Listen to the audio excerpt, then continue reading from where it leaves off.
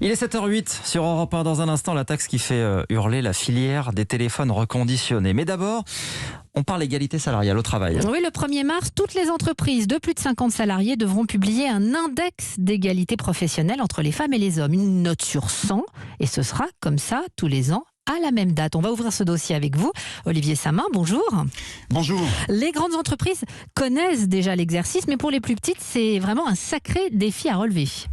Oui, surtout quand on est une PME qui très souvent n'a pas de DRH et qui doit faire avec les moyens du bord pour relever des indicateurs et calculer ensuite l'index, sans être sûr que le chiffre qui sortira la met dans les clous.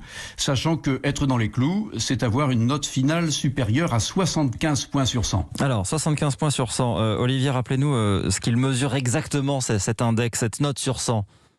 Alors, il combine 5 critères qui chacun rapportent plus ou moins de points selon le niveau atteint dans l'entreprise. D'abord, l'écart de rémunération entre les femmes et les hommes à poste et âge comparable.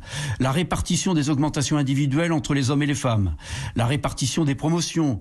Le nombre de femmes dont le salaire est augmenté à leur retour de congé maternité. Et enfin, le nombre de femmes parmi les 10 plus hautes rémunérations de l'entreprise.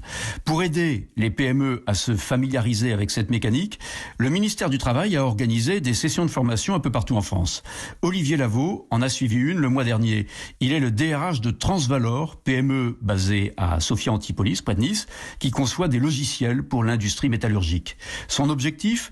Améliorer la note de l'entreprise, sachant qu'elle part avec un sérieux handicap, puisque les 3/4 de ses 75 salariés sont des hommes. Un des leviers que l'on a identifié, c'est l'homogénéisation des rémunérations. Et on a eu un gros travail sur le service commercial, de manière à mettre en place une rémunération identique pour tous nos commerciaux, ce qui nous a permis de faire un bond assez important et d'obtenir la note qui nous permet cette année d'être au-dessus de 75. Alors avec ces ateliers, Olivier Samin, on voit que le ministère du Travail met le paquet sur l'accompagnement, la pédagogie. Est-ce que ça va durer ?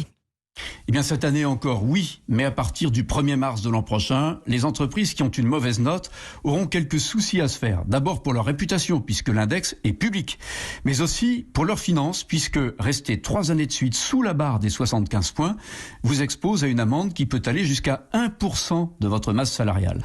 La peur du gendarme jouera sans doute, mais l'objectif, c'est surtout qu'il y ait une prise de conscience dans les entreprises, car plusieurs études l'ont démontré, il y a une corrélation entre mixité homme-femme et performance économique.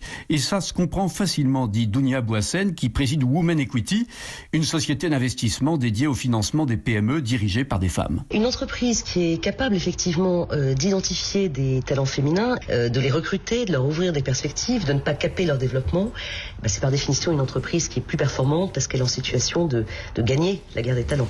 Voilà vraiment une phrase qu'on va retenir. Merci Olivier Samin, une entreprise capable d'embaucher des femmes et plus performante.